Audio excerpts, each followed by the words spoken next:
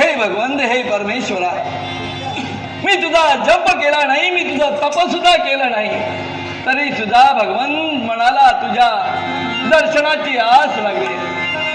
दे देवा, दर्शन दे, दर्शन दे, दर्शन दे. नाही जपाचे, नाही तपाचे,